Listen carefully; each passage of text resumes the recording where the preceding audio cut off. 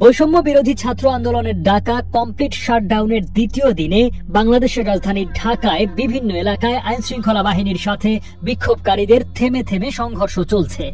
দুপুরে জুমার নামাজের পর জাতীয় মসজিদ বায়তুল মোকাররমের আশপাশে বিক্ষোভ ছড়িয়ে পড়ে। এক পর্যায়ে বিক্ষোভকারীদের সাথে পুলিশের সংঘর্ষ বাধে।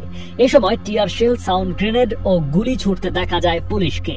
বিক্ষোভকারীরা আইন শৃঙ্খলা বাহিনীর দিকে ইট পাটকেল নিক্ষেপ করে। দুই পক্ষের মধ্যে ধাওয়া পাল্টা ধাওয়া এখনো চলছে।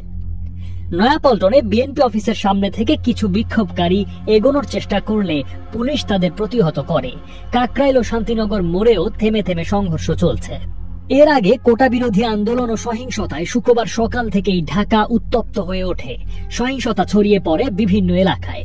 বাড্ডা, নতুন বাজার, রামপুরা, গুলশান, মোহাম্মদপুর, উত্তরা, মিরপুর, যাত্রাবাড়ি, শনিরাখড়া এলাকায় বিক্ষোভকারীরা সড়কে শক্ত অবস্থান নেয়। সবচেয়ে বেশি সংঘাত হয় বাড্ডা, নতুন বাজার, রামপুরা সড়ক এবং যাত্রাবাড়ি এলাকায়। এসব এলাকায় মুহুর্মুহু sound grenade, tear shell, cocktail ও গুলির শব্দ শোনা গেছে।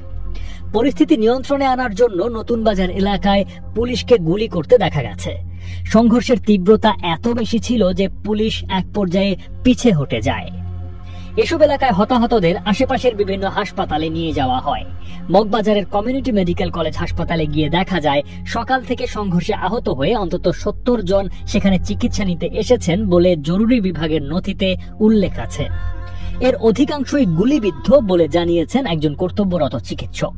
নাম প্রকাশ না করার শর্তে বিবিসি বাংলাকে তিনি বলেন, সকাল থেকে শতাধিক আহতকে হাসপাতালের জরুরি বিভাগে নিয়ে আসা হয়। যাদের অবস্থা গুরুতর মনে হয়েছে তাদেরকে ঢাকা মেডিকেলে রেফার করা হয়েছে।